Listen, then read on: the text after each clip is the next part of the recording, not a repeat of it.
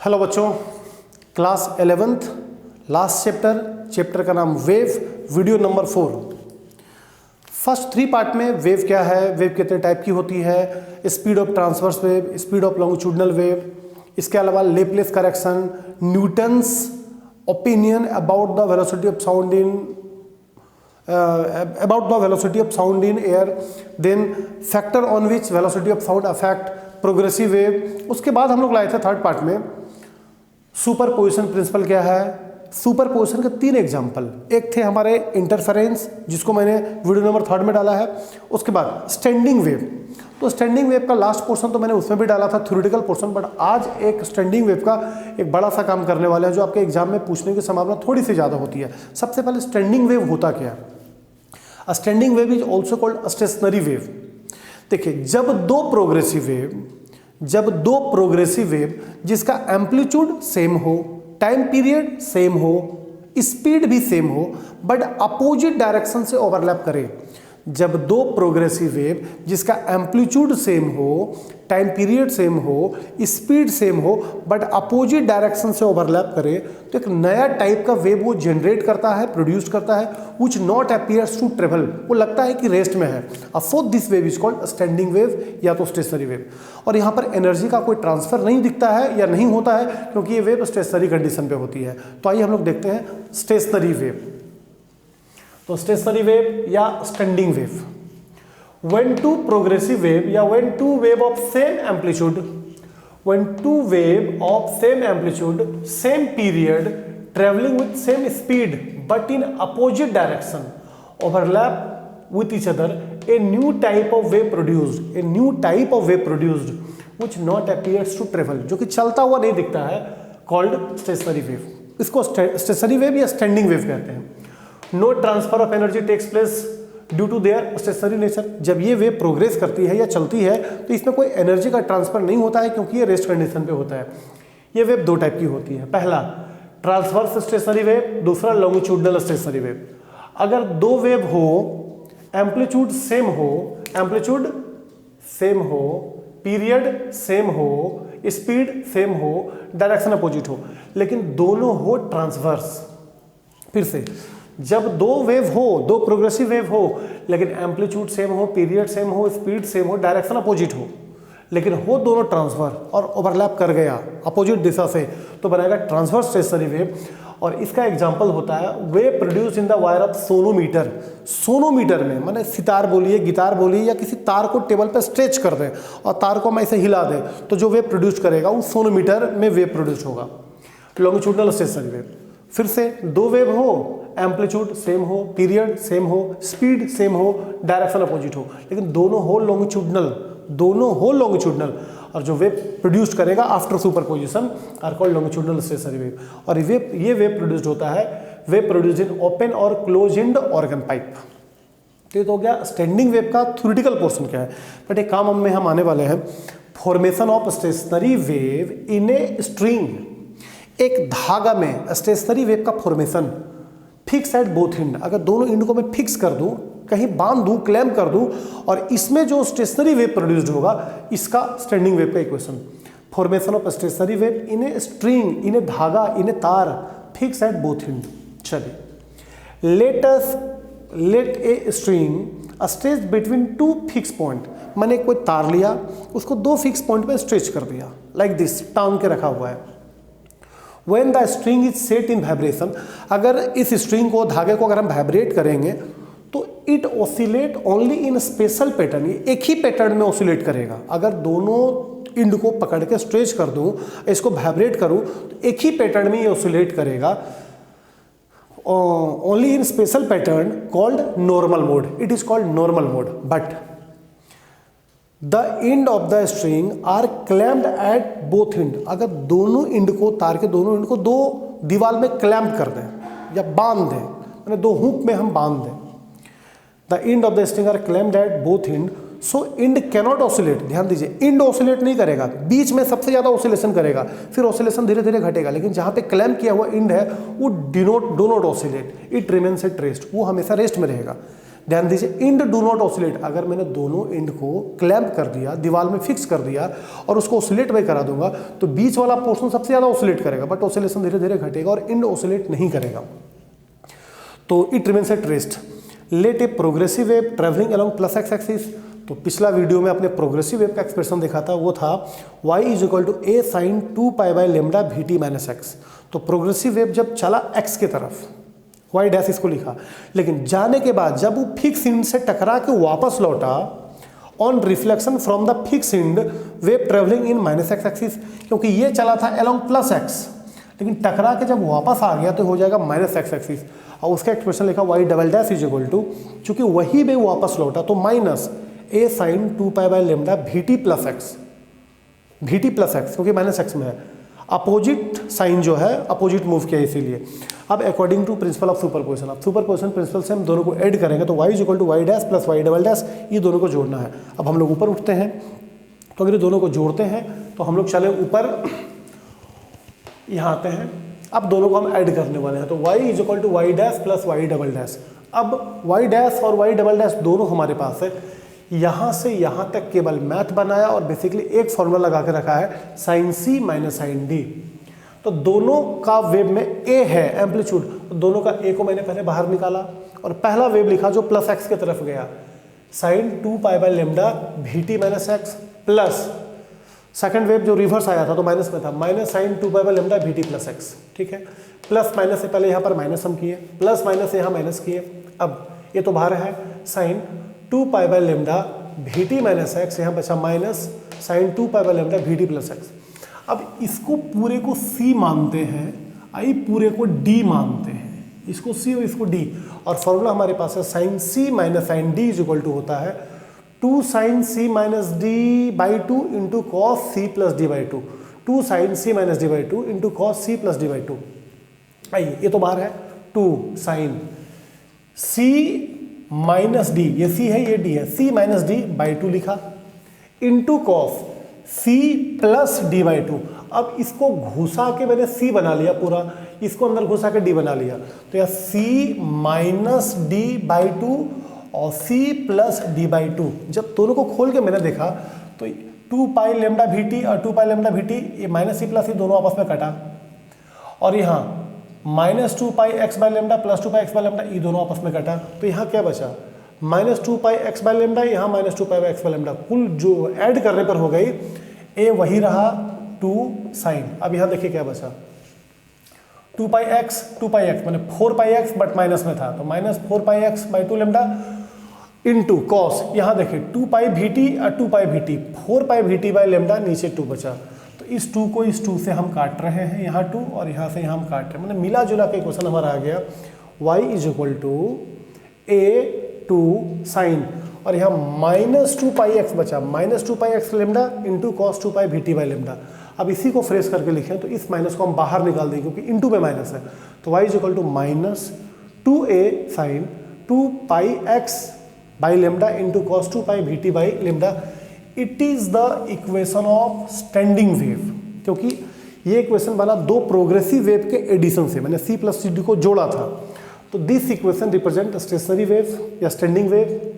This wave function should zero या vanish at end of the string. अब ध्यान दीजिए, ये इक्वेशन है किसका, y का। y क्या होता है, इक्विलिब्रियम पोजीशन से डिस्प्लेसमेंट, तो बीच में तो डिस्प्लेसमेंट सबसे ज़्यादा है, लेकिन धीरे धीरे धीरे करके डिस्प्लेसमेंट हमारा घटेगा, तो जहाँ इंड होगा, इंड पे डिस्प्लेसमेंट बिल्कुल खत्म हो जाएगी, क्योंकि इंड तो ऑसिलेट करता नहीं, तो रेस्ट में होता है। तो this wave function should zero या vanish at both end of the string. अब let us consider on end of the string. अब स्ट्रिंग के इंड के बारे में सोचते हैं। एक इंड को बोल दिए x इज इक्वल टू 0 और दूसरा इंड को बोल दिए x is equal to l, क्योंकि तार की लंबाई हमारी l है, because l is the length of string. तो अगर x को 0 डालें तो अब यहीं पे देखिए, अगर x को 0 करेंगे तो साइन 0 0 करके पूरे y को ही 0 कर देगा। तो एक तो फर्स्ट केस हो गया अगर x 0 हुआ तो। दूसरा, अगर x को l रखते हैं तो क्या होगा, x को अगर l करेंगे तो minus 2a sine 2 pi x के यहाँ पे l आएगा by lambda into cos 2 pi v t by lambda होगा। तो x यहाँ पे l हम लोग डालें, लेकिन जहाँ x l है वो भी तो किनारा हो गया, इंड हो गया, और इंड पे डिस्प्लेसमेंट फिर 0 होगा, तो यहाँ पे भी y को हम लोग क्या लिखें, 0 ही लिखें। तो तो y को 0 तो लिखे, बट अगर y 0 होगा तो इसमें कौन सा वो टर्म है जो y को 0 कर सकता है? cos 0 करेगा नहीं, 0 करेगा ये sin 2 pi l by lambda, इसको कर देगा 0।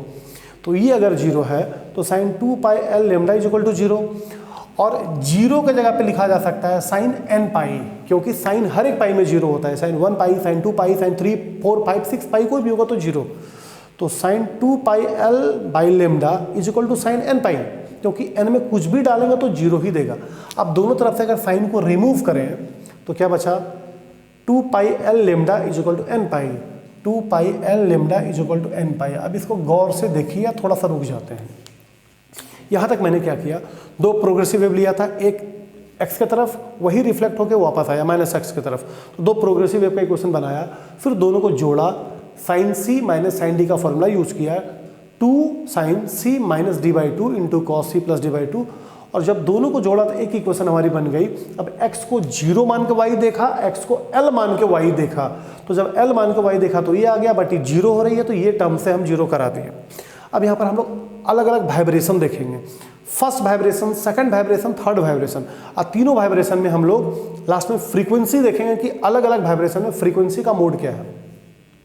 First mode of vibration, first harmonic या फंडामेंटल मोड, अगर n को 1 मान दिए हैं, अगर n को हम लोग 1 मानते हैं, तो n को अगर 1 मानते हैं तो यहाँ बचा सिर्फ पाई, और ई पाई से पाई कटा, यहाँ देख लेते हैं n को क्या माने 1, तो यहाँ तो 1 बचा, तो एक पाई को इस पाई से हम लोग काटेंगे तो क्या बच गया, यहाँ बच रहा है सीधे, यहाँ बच रहा है lambda 1 is equal to 12। Lambda 1 क्यों किए? क्योंकि फर्स्ट हार्मोनिक में हमारा काम हो रहा था, तो लेमडा 1 को ऊपर किए, तो lambda 1 is equal to 12, lambda 1 is equal to 12, तो l is equal to lambda by 2, l is equal to lambda by 2। ये बता रहा है कि जो पूरे तार की लंबाई है इसमें कितना लेमडा है, लेमडा बाई 2। अब इस पिक्चर को देखिए, अगर ये पूरा ऐसे होता है तो 1 लेमडा, और यहाँ लेमडा बाई 2 है, मतलब हाफ लेमडा, यानी पूरे लंबाई में half lambda, this is half lambda, this is half lambda. तो L is equal to lambda by 2, और लेमडा हमारा 1 है क्योंकि हम फर्स्ट हार्मोनिक में काम कर रहे हैं। और जब लेमडा हमारे पास आ गई है तो हम लोग निकाल लेते हैं velocity, v is equal to mu lambda, v is equal to mu lambda, तो mu is equal to v by lambda, चूंकि लेमडा हम बोल रहे हैं बट लिखेंगे लेमडा 1 क्योंकि हम लोग फर्स्ट हार्मोनिक में है, तो v is equal to mu lambda, तो mu 1 is equal to v by lambda 1, तो v1 बाई लेमडा 1 कितना है, लेमडा 1 है 12, तो यहाँ डाल दिया 12, यानी कि mu 1 is equal to v by 12, mu 1 is equal to v by 12।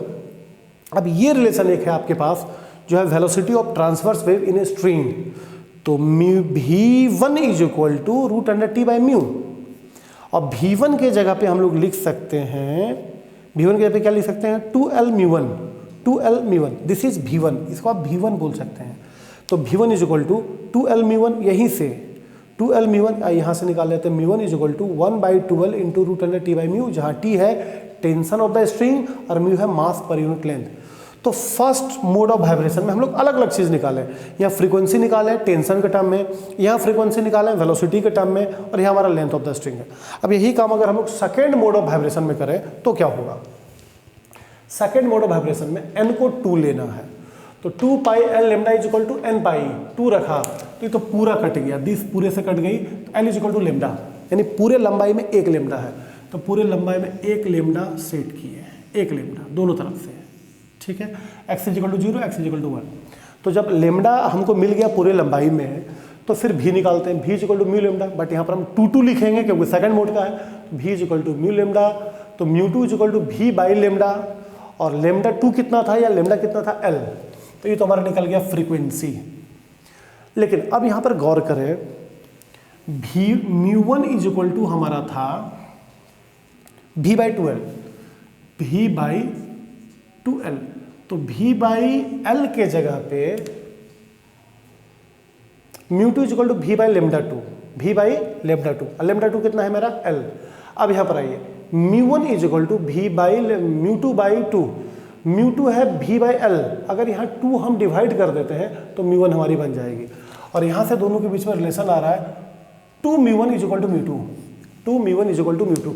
कुछ नहीं किया गया है, म्यू1 को म्यू2 से हम लोग कंपेयर किए हैं, ये म्यू2 है और पीछे आप म्यू1 निकाले थे, दोनों को कंपेयर कर रहे हैं, तो 2 μ1 इज इक्वल टू μ2, यानी कि μ2 जो है वो μ1 का डबल है। इससे आपको रेशियो दिख रहा है। थर्ड में जब निकालेंगे तो 3 गुना दिखेगा, तो μ1 is to μ2 is to μ3 is equal to 1 is to 2 is to 3 हम लिखेंगे, और बाद में अब वो टेंशन के टर्म में हम लोग वेलोसिटी निकालते हैं, तो v is equal to t by mu.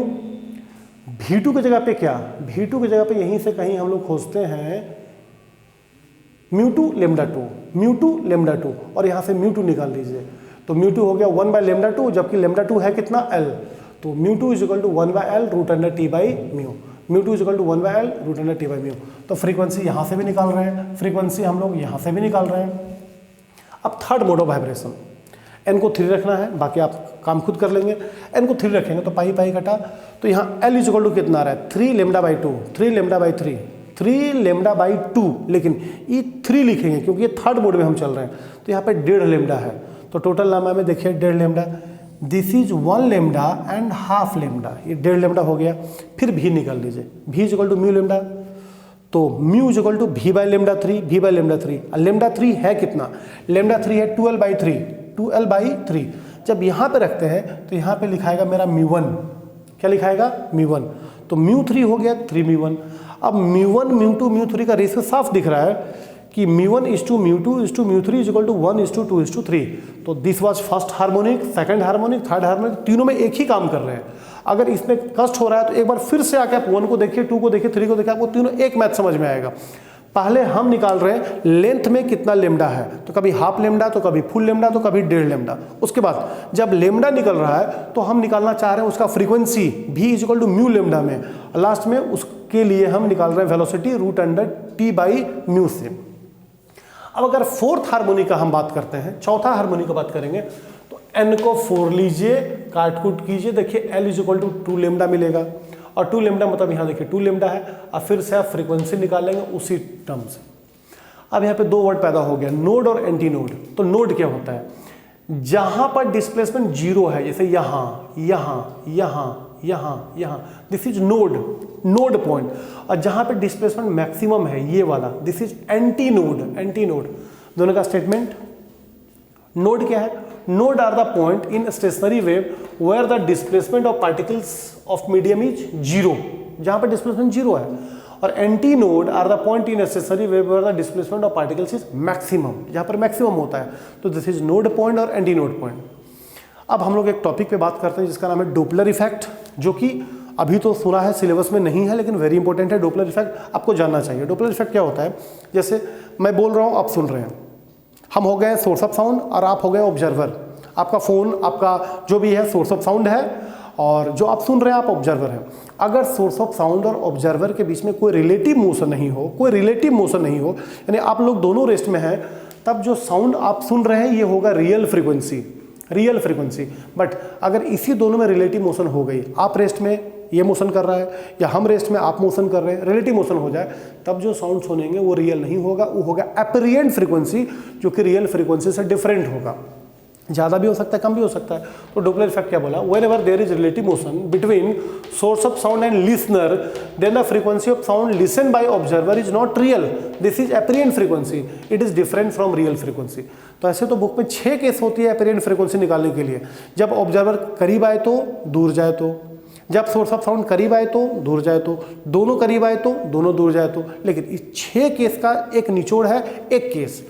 ये फॉर्मूला है आपका मास्टर फार्मूला। अगर इस फार्मूला का यूज कर लेते हैं तो हम हर एक टाइप का एपरिएंट फ्रीक्वेंसी निकाल सकते हैं, जो है mu dash is equal to v plus minus vo, v plus minus bs into mu. पहले हर एक चीज़ को पहचानिए।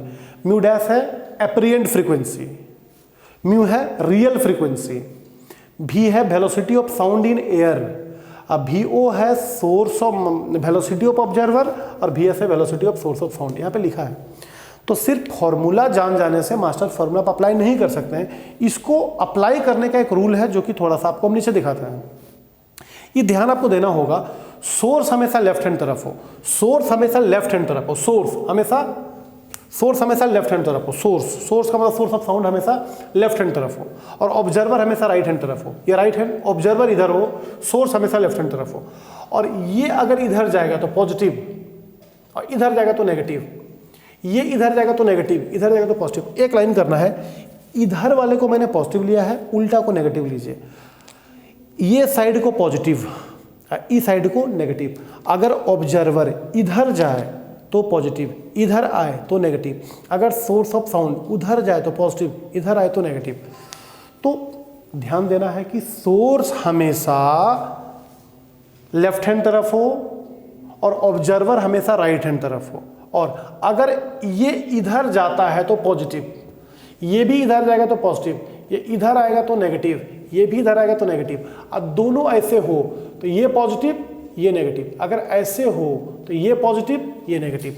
अगर ये साइन कन्वेंशन हम लोग माने तो हम निकाल सकते हैं apparent frequency. This was your Doppler effect. Next video में मिलते हैं जिसमें आ रही है ऑर्गन पाइप, वो होगा आपका वीडियो नंबर 5। ये तो आपका 4 था। मिलते हैं ऑर्गन पाइप में। Thank you.